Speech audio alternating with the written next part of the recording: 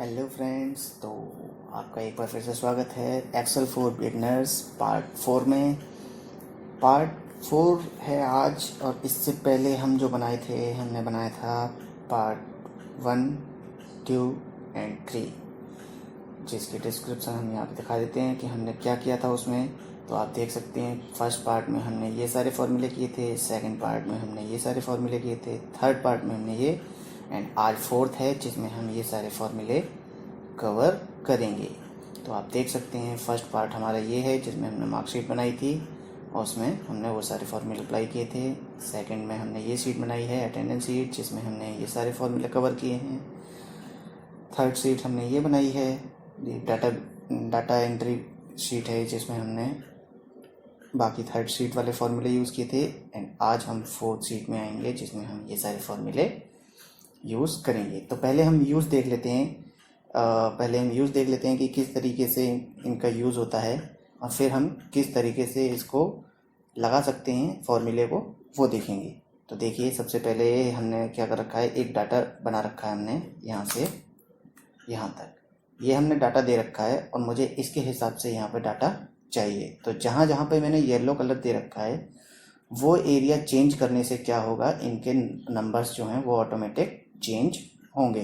तो okay guys, तो देखते हैं कैसे चेंज होंगे।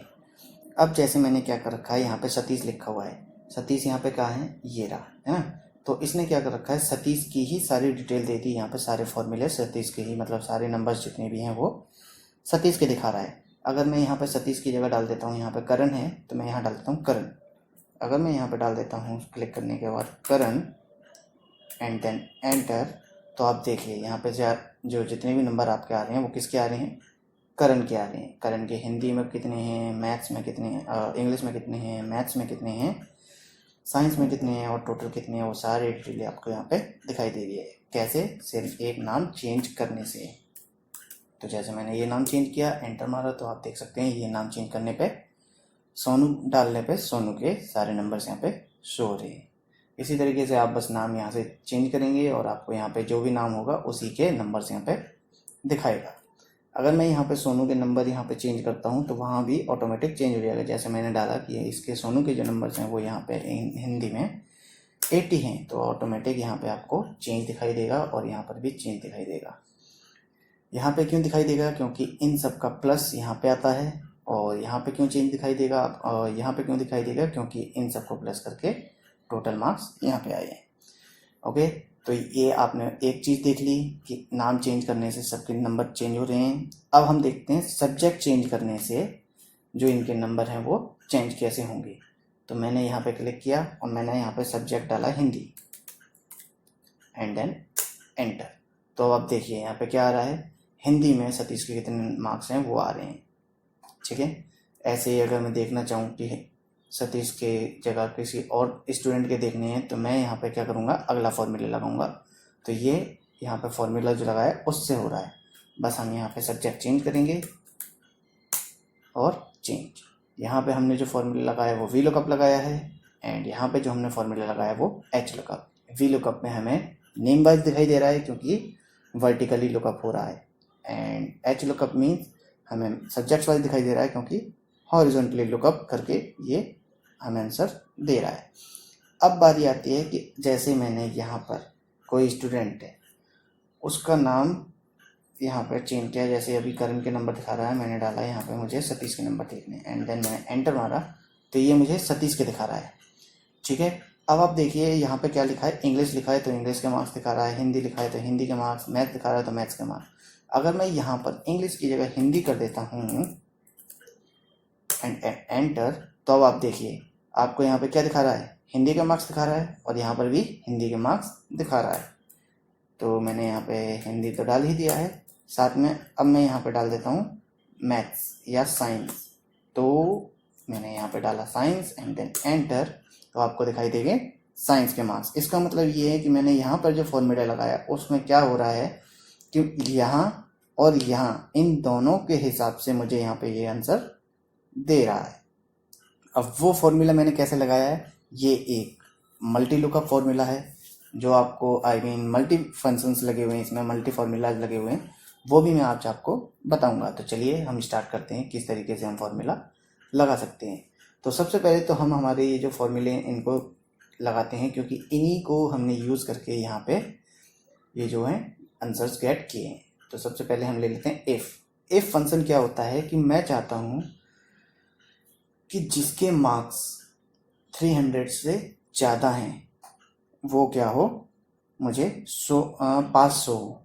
ठीक है, तो मैंने डाल दिया equal to if bracket open. अब ये सबसे पहले पूछ रहा है लॉजिकल टेस्ट। ठीक है, लॉजिकल पूछ रहा है, लॉजिकल मतलब कंडीशन पूछ रहा है आपसे कि किसको आप पास दिखाना चाहते हो। मैंने बोल दिया जो ये नंबर है अगर ग्रेटर देन है कितने से, मैंने डाल दिया 300 से, कि अगर 300 से ज़्यादा है कॉमा, तो जो ट्रू वैल्यू होगी अगर ज़्यादा है, मतलब अगर वैल्यू ट्रू हो जाती है कि हाँ ये सही है कि ज़्यादा है, तो क्या आंसर आना चाहिए।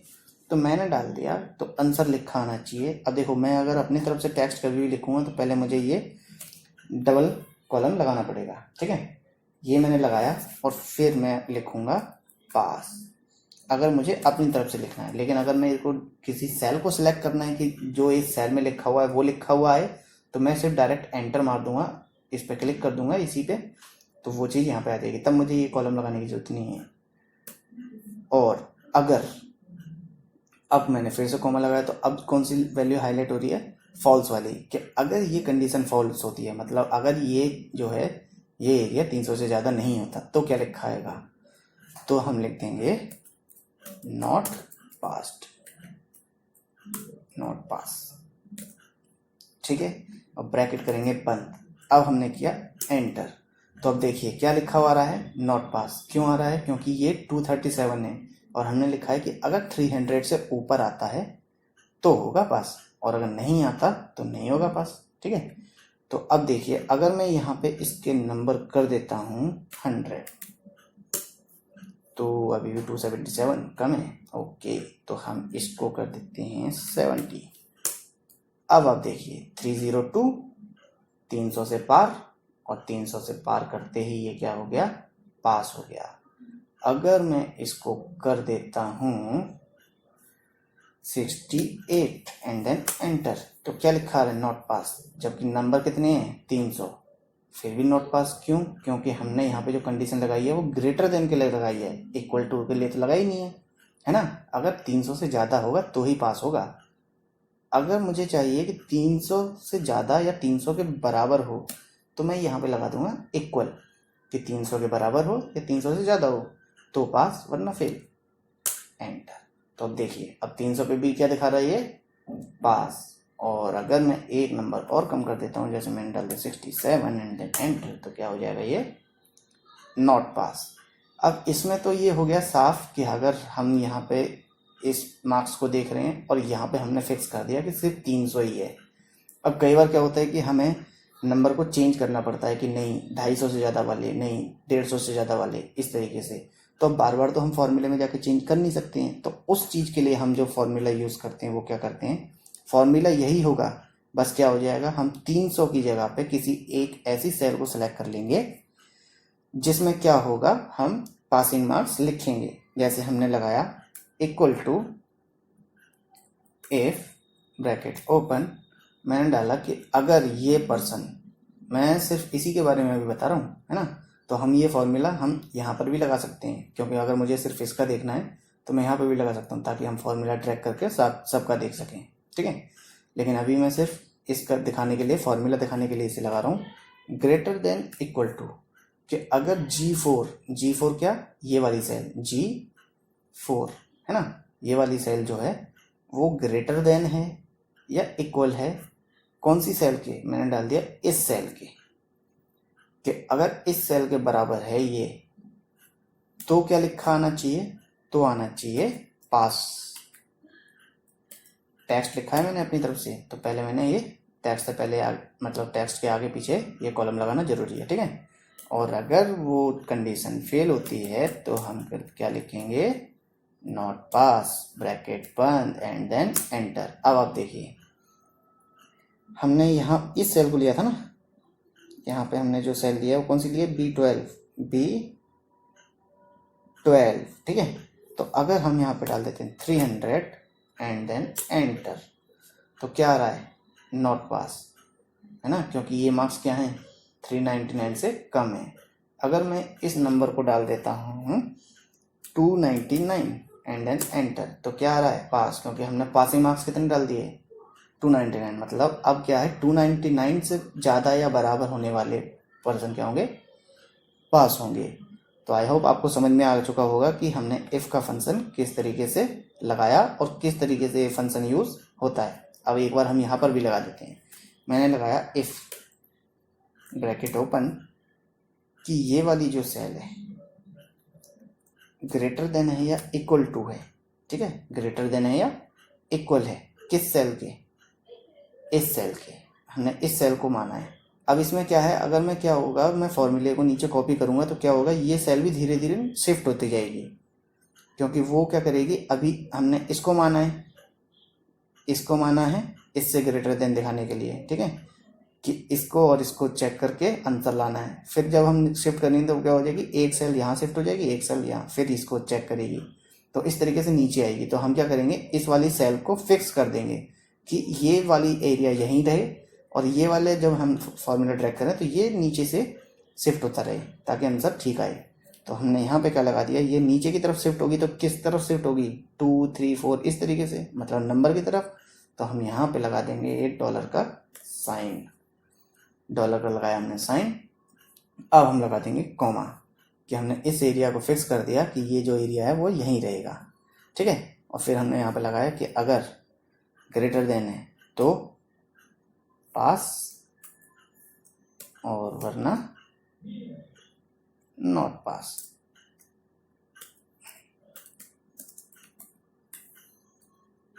Not pass, bracket close and then enter. अब देखो ये पास हो गया, क्यों हो गया, क्योंकि यहाँ पे हमने 0 डाल रखा है, और 0 से ज़्यादा तो ये है ही, तो हमने डाल दिया इसको 300 एंड देन एंटर। तो आप देख सकते हैं क्या लिखा हुआ है, नॉट पास। अब अगर मैं क्या करता हूँ, अब यहाँ पे देखिए G4 है, G4 क्या है, ये, ठीक है, ग्रेटर देन होना चाहिए H2 से, तो पास आना चाहिए, ठीक है। तो ये क्या हो गया, H2 क्या है, ये है। अब मैं अगर इस फॉर्मूले को नीचे करता हूँ, तो अब देखिए यहाँ पर जो आप सेलेक्ट करके देखेंगे, तो अब यहाँ पे क्या आ रहा है, G5, लेकिन ये H2 ही है। और अगर हम यहाँ पे डॉलर का साइन नहीं लगाते तो ये H2 की जगह हो जाता H3, जैसे ये H4 की जगह 5 हो गया, तो ये H2 की जगह H3 हो जाता। हमने इसलिए डॉलर का साइन लगाया ताकि ये फिक्स रहे कि H2 का H2 पे ही रहे, क्योंकि हमारा जो पासिंग मार्क्स हैं वो हम सिर्फ H2 में ही लिखेंगे। अब आप देख सकते हैं डाटा, ये सारे के ये जो दोनों नंबर हैं वो क्या हैं, 300 से कम है तो नॉट पास, और ये 300 से ज़्यादा है इसलिए पास हो गए। और जैसे ही हम इनके नंबर बढ़ा देते हैं, जैसे मैंने इसको 68 कर दिया एंड देन एंटर, तो ये भी पास। तो ओके गाइस, तो आपको इफ़ तो समझ में आ चुका होगा। चलो, इफ़ में मैंने कुछ ज़्यादा ही बड़ा ज्ञान दे दिया है, टाइम बहुत ज़्यादा ले लिया मैंने इसमें ही।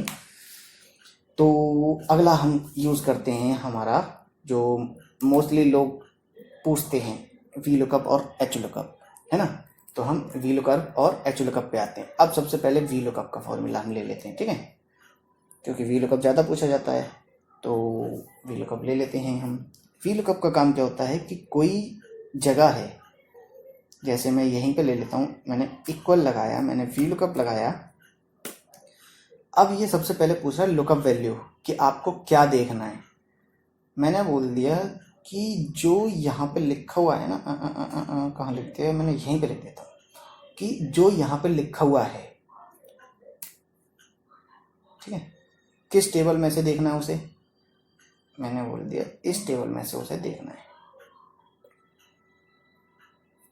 कॉमा, हो गया। अब क्या देखना है, ये पूछ रहा है आपको क्या देखना है, कॉलम इंडेक्स नंबर। कॉलम हमेशा याद रखना, ये होते हैं कॉलम, ठीक है। तो ये पूछ रहा है कि आपको कौन सा कॉलम देखना है।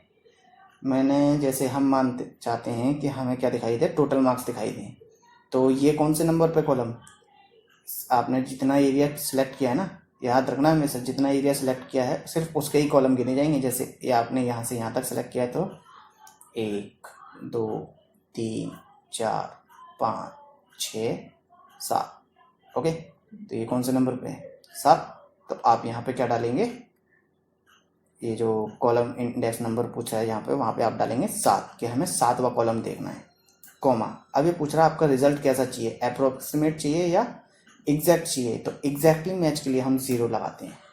तो हमने 0 लगाया, ब्रैकेट किया क्लोज एंड देन एंटर।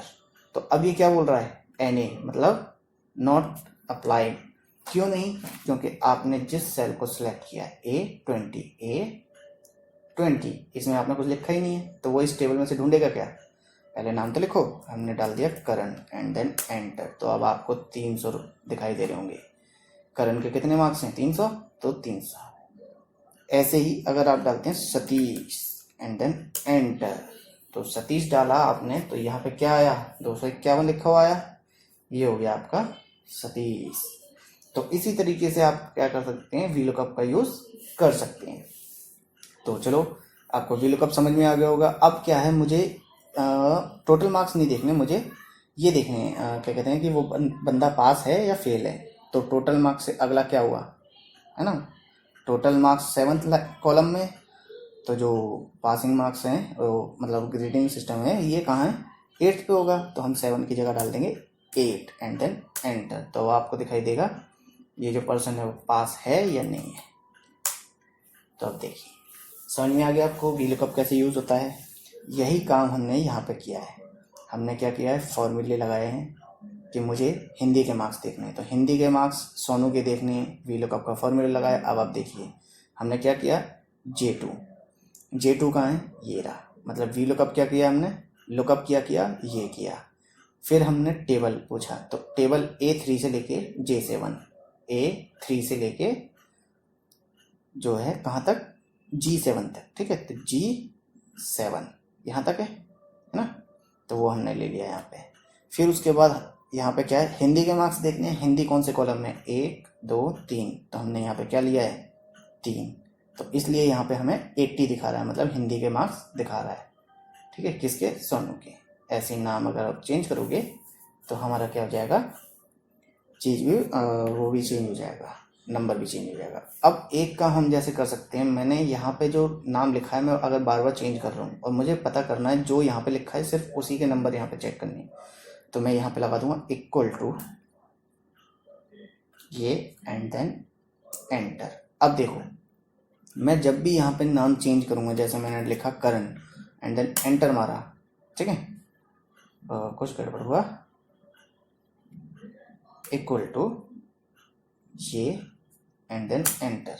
अब देखिए मैं यहाँ पे जैसे ही नाम चेंज करूँगा एंड देन एंटर करूँगा, तो आप देखिए मैंने सोनू लिखा, यहाँ पे क्या आ रहा है, सोनू आ रहा है, सोनू के बारे में बताएगा। मैंने लिखा Satish and then enter, Satish लिखा, यहाँ पर भी सतीश आ गया, तो यहाँ पे सतीश का रिजल्ट आ गया।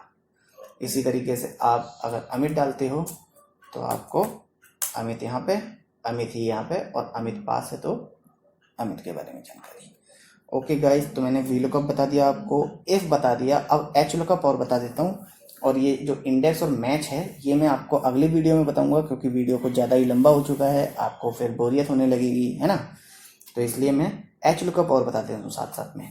तो HLOOKUP का काम क्या होता है कि मुझे पता करना है सब्जेक्ट्स के हिसाब से, तो मैं यहाँ पे फॉर्मूला लगा लेता हूँ इक्वल टू ये वाला सब्जेक्ट, ठीक है, एंड देन एंटर, ताकि क्या हो जब आप यहाँ पे देखें तो उसी हिसाब से आपको आंसर भी दिखाई दे। मुझे मैथ्स के मार्क्स देखने हैं और किस पर्सन के देखने हैं, वो कौन है, सतीश है। जैसे हम ये मान लेते हैं सतीश के ही देखने हैं, और सतीश किस नंबर पे, 1 2 3। अगर आप सिलेक्ट करोगे तो इतना एरिया सिलेक्ट करोगे ना, तो कौन सी रो पे है आपका सतीश, 1 2 तीसरी रो पे है ना। तो हम लगाते हैं फॉर्मूला इक्वल टू HLOOKUP, ठीक है, HLOOKUP लिया हमने, सेम वैसे ही जैसे VLOOKUP में लुकअप पूछा था वैसे ही HLOOKUP में हमने डाला HLOOKUP।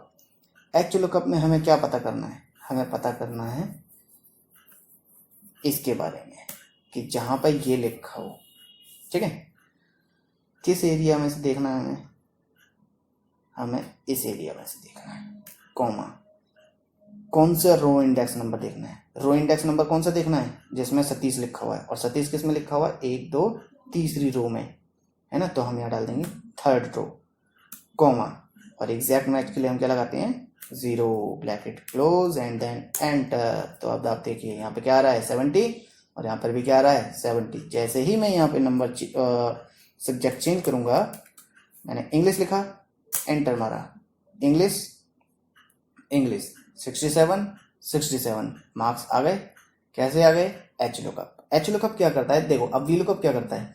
वी लुकअप क्या करता है, इतना एरिया जो आपने सेलेक्ट किया है उसमें से आप जिस चीज को सिलेक्ट करते हो, उस मतलब जिस नाम को सिलेक्ट करते हो ना, उसके कॉलम को बताता है कि इस पर्सन का इस कॉलम में ये नंबर है।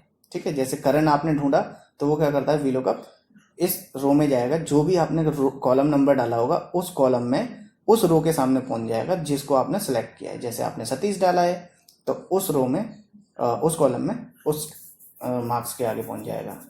आपने थर्ड कॉलम डाला है, फोर्थ कॉलम डाला है तो फोर्थ कॉलम में आ जाएगा सतीश के आगे। अगर आपने करण नाम लिया है तो करण के नाम के आगे आ जाएगा, आपने जो भी कॉलम लिया होगा उस कॉलम के नंबर पे। और एच लुकअप क्या करता है, एच लुकअप सेम वही काम करता है, बस थोड़ा उल्टा, कि आप अभी क्या कर रहे हैं, नाम के हिसाब से सब्जेक्ट्स के नंबर देख रहे हैं ना। उसमें क्या होता है, सब्जेक्ट्स के हिसाब से किसी एक नाम के बारे में बताएगा कि आपने इस पर्सन को सिलेक्ट कर लिया, मतलब आपको इसी के बारे में जानना है या फिर इसी के बारे में जानना है। आप बस क्या करोगे, नंबर डालोगे, वो उसका ही नंबर आपको बताएगा। ठीक है, तो एच लुकअप क्या करता है, ऐसे ढूंढ के बताता है आपको इस तरीके से। ठीक है, और वी लुकअप क्या करता है, इस तरीके से ढूंढता है। वी लुकअप इस तरीके से ढूंढता है, एच लुकअप इस तरीके से ढूंढता है। ओके, तो हम आज के लिए सिर्फ इतना ही करते हैं। इंडेक्स और मैच हम अगली शीट में देखेंगे, और आपको इस तरीके से कैसे लगाया हमने इस फॉर्मूले को ये भी हम आगे बताएंगे, क्योंकि आपको ये तो समझ में आ ही चुका होगा हमने ये कैसे लगाए हुए हैं। तो ओके गाइस, मिलते हैं हम नेक्स्ट वीडियो में, क्योंकि ये कुछ ज़्यादा लंबा वीडियो हो चुका है। तो चलिए गाइस, अपना ख्याल रखना और मिलते हैं हम हमारी न्यू वीडियो में। Bye bye.